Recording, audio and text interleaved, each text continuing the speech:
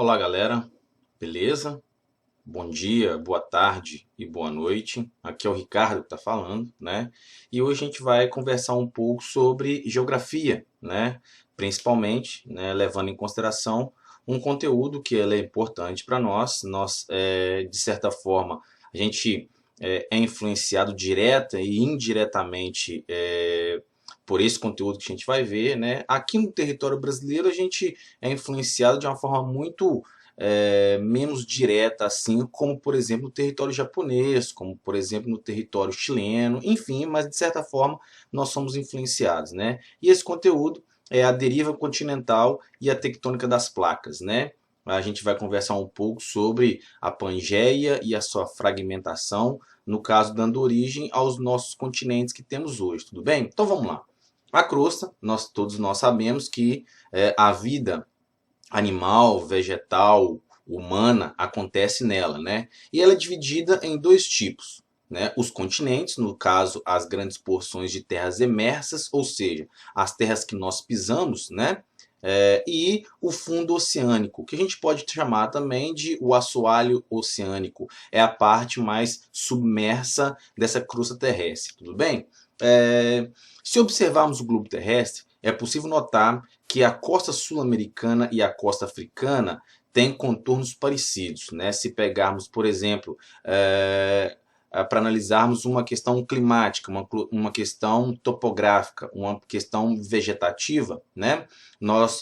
Paisagística, a gente consegue perceber algumas semelhanças entre o território, por exemplo, nordestino brasileiro e o território ao oeste do continente africano, né?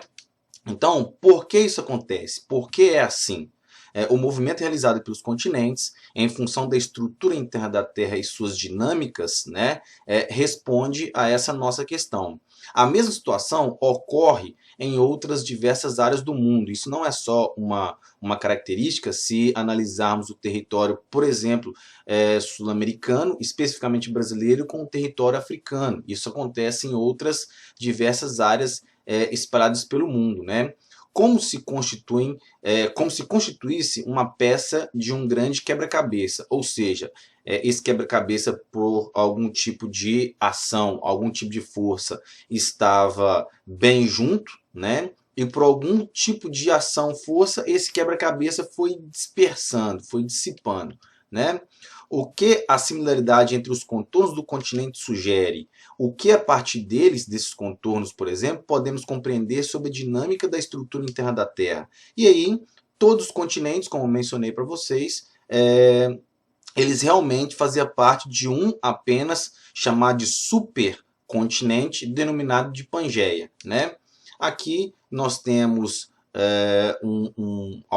algumas imagens, né, alguns mapas, para que a gente possa ver, perceber e analisar, apreender, compreender como era um supercontinente, apenas um só, com apenas um grande oceano, né?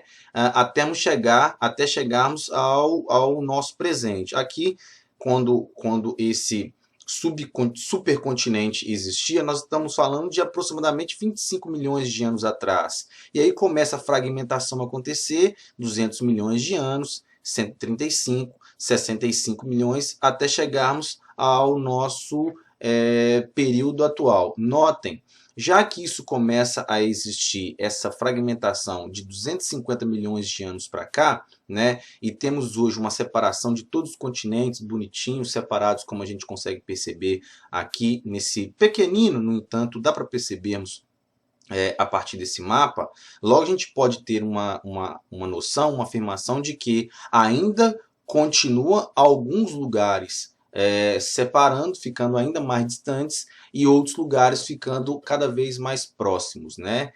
Porque a movimentação interna da Terra, ela nunca para, ela sempre é dinâmica, né? Aqui nós temos um outro mapa, né, que serve, né, para a gente analisar da mesma forma que estamos vendo aqui de uma forma um pouco mais juntinha, né, mais uniforme. Nós temos aqui, tal como o exemplo anterior foi mencionado, né, a parte sul-americana, né, encaixa direitinho na parte africana, na parte da América do Norte, né, aqui a Antártida, que a partir de uns 65 milhões de anos atrás, a Índia, a Austrália começam a se dissipar, a separar, até termos hoje todos os continentes separados, como a gente pode observar em alguns mapas. A Pangeia, né, o supercontinente e o seu colapso. Observando o mapa anterior, a gente pôde observar que existia apenas um oceano, no caso o Pacífico, ele era bem maior, né? Nós, se pegarmos aqui, ó, nós temos o Oceano Pacífico como uma coisa unívoca, né? Tudo bem? A Península Arábica se encaixaria, né, na África como se ambas fossem peças de um mesmo quebra-cabeça, né?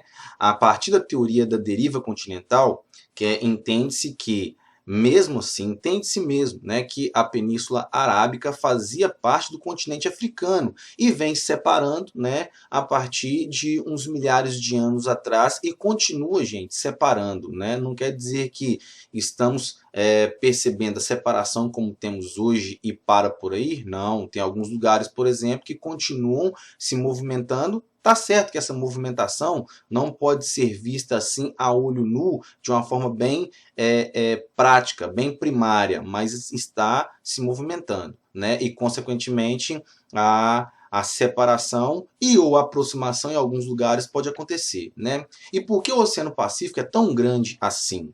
Seria o resquício, esse oceano, de o que a gente chama de paleoceano, né? O Oceano Pacífico, por exemplo, ele era o que na antiguidade, eu me refiro a essa antiguidade não de acordo com a historiografia, com a história, mas sim com o tempo geológico.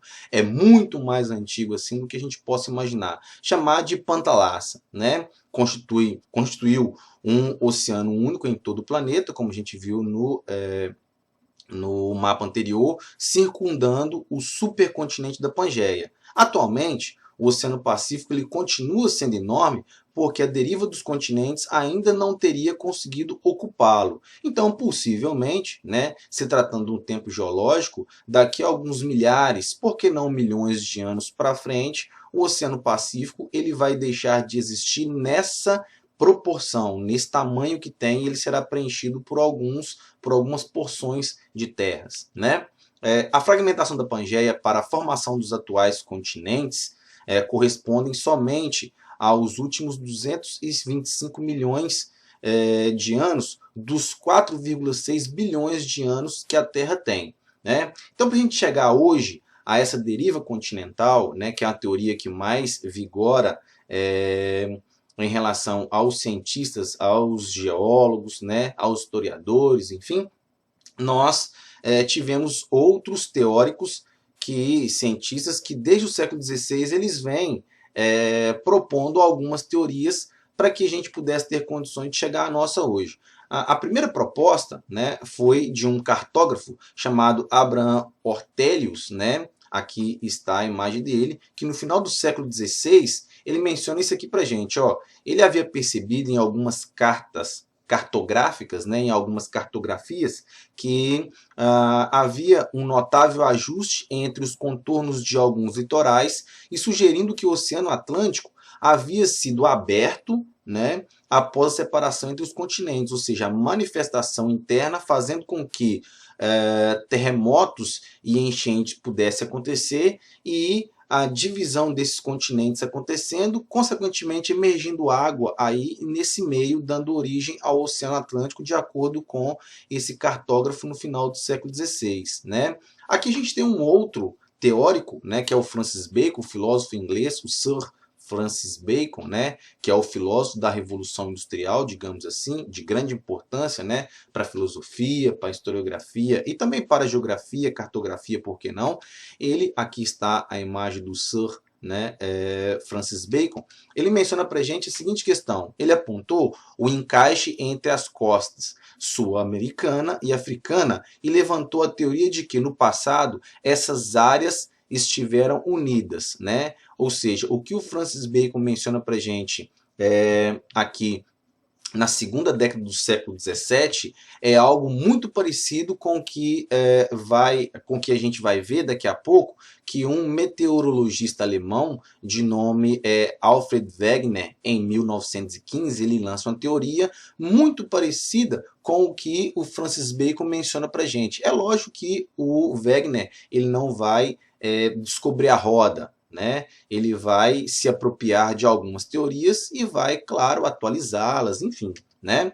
E no século XVIII, né, na penúltima década do século XVIII, especificamente em 1782, o Benjamin Franklin, aqui, né, o norte-americano Benjamin Franklin, ele vai mencionar o seguinte para gente. Ele comparou a crosta terrestre a uma concha, já que, de acordo com ele, ambas poderiam ser quebradas e desordenadas pela movimentação dos fluidos sobre os quais elas se repousam. Ou seja, é algo muito parecido com as também teorias que vigoram hoje, né? E, definitivamente, o que está mais para nós em termos de dados científicos, né? E boa parte dessa teoria já comprovada foi, boa parte também nunca chegou a ser comprovada, que é a teoria da tectônica das placas, né? Que ela é do início do século XX, né? Ela foi proposta pelo meteorologista alemão chamado Alfred Wegener, Lothar Wegener, né? A partir de um livro que ele escreve, livro esse intitulado A Origem dos Continentes e Oceanos, livro de 1915. Né? Ele apresentou algumas semelhanças, né? Algumas aproximações geomorfoclimáticas, fósseis e ainda climáticas dos vários continentes existentes hoje. Ou seja, se temos uma aproximação, uma semelhança geomorfoclimática do território mais ao leste da América do Sul e do território mais a oeste, no caso do continente africano, a gente pode perceber que alguma aproximação desses territórios a um tempo geológico anterior muito pretérito, muito passado, existia. Né? Aqui nós temos o alemão que propôs essa teoria para a gente. Né? De acordo com ele, as semelhanças geomorfoclimáticas existiam. Para Wegener, a Serra do Cabo, localizada na África do Sul, seria uma extensão da Sierra de la Ventana, localizada na Argentina, já que as duas têm a mesma orientação leste-oeste. Aí, ó, uma aproximação geomorfoclimática, né? Ele também observou que os grandes depósitos atuais de zonas de carvão, as zonas carboníferas, existentes na latitude médias, localizadas na América do Norte, na Europa e na China, e que são datados do período Permiano, ou pode ser chamada também, né, do período Carbonífero, existem porque essas regiões estiveram localizadas juntas, né, em uma posição mais equatorial, quando então se cobriam por uma vegetação densa, a qual se formou o carvão. Né? Esse Wegener também ele menciona para a gente algumas semelhanças fósseis. A presença de fósseis, né, de uma espécie de, digamos assim, dinossauro, né, chamada de Glossopteris, em áreas africanas e brasileiras, é um indício de que essas ocorrências se correlacionavam, né, perfeitamente ao se unirem os continentes. Notem, por exemplo, aqui nós temos, né, uma espécie de dinossauro e já foram encontrados fósseis dessa espécie aqui no território brasileiro e também nesse território africano. Ou seja, em um passado muito pretérito, esses dois locais aqui, eles eram juntos, unidos. Podem até perceber como é até a forma geográfica, né, de o território leste brasileiro especificamente, e esse território aqui, oeste, caminhando para o sul do território da África. São territórios que, tal como mencionado foi lá atrás, tal como um quebra-cabeça, eles se encaixam, né? Aqui, e as semelhanças climáticas de acordo com o Wegener, né? As evidências de glaciação no sudeste do Brasil, na porção meridional da África, na Índia, na Antártida e no oeste da Austrália, indicam que essas enormes áreas já estiveram juntas há cerca de aproximadamente uns 300 milhões de anos, quando a distribuição de geleiras estava restrita a uma calota polar localizada na porção meridional do globo. Vocês estão percebendo, né? Aqui nós temos basicamente a Pangeia, né? E aqui nós temos uma semelhança climática muito intensa, né? Aqui a gente está falando de um grande clima e aqui a gente está falando de microclimas que se assemelham no território brasileiro para com o território africano mais ao sul, para com a Antártida, né? E aqui a fragmentação da Antártica dando origem à Índia e dando origem à Austrália, a gente consegue perceber, né, muitas semelhanças climáticas nesse dado território. Tudo bem? Né? Aqui, prestem atenção, né, galera, rapaziadas e moças, prestem bastante atenção, né, nesse ponto aqui que é legal para gente. Wegener reuniu todas as evidências que ele conseguiu, né, a partir de suas pesquisas, buscando comprovar a teoria da deriva continental. De acordo com o meteorologista, o supercontinente se fragmentou por deriva, e ele estava certo. Porém, ele nunca conseguiu, galera, explicar qual era a força capaz de provocar essa movimentação, né? Sua obra caiu em descrédito devido a essa não comprovação, né, no meio científico, e após sua morte, ele morreu durante uma expedição que ele foi fazer no Ártico, né? Sua teoria ficou durante algum tempo esquecida. Alguns estudiosos eles tentaram retomá-la, né, sem sucesso, já que, como Wegener, eles também não conseguiam explicar qual era a força responsável pela movimentação dessas massas continentais. Tudo bem? E por fim, né, aqui temos um mapa mundi, né, e as placas tectônicas, ou seja, nós estamos em cima de 12 grandes placas tectônicas que elas também se subdividem, né, e essas placas tectônicas, né, elas podem se chocar, causando assim terremotos, erupções vulcânicas, né, tsunamis, enfim, elas podem se distanciar assim, né, o que a gente chama de movimentação divergente, dando origem, por exemplo, aos oceanos, a mares abertos, a mares fechados, a mares semiabertos, né? E nós temos uma movimentação de placas que a gente pode chamar de transformante ou tangencial. Essas placas, elas não se chocam, mas a partir do momento em que uma vai, outra vem, forma-se uma grande cratera no meio, podendo até engolir, de uma forma um pouco mais coloquial falando, né, algumas dadas regiões. Tudo bem? Beleza, galera? E por hoje a gente fica por aqui. Mais uma vez, né, foi um prazer estar com vocês, sempre. Estudem, mais uma vez falando, nós não estamos de férias, né? E até mais, tá bom? Bom dia, boa tarde, boa noite e até, beleza?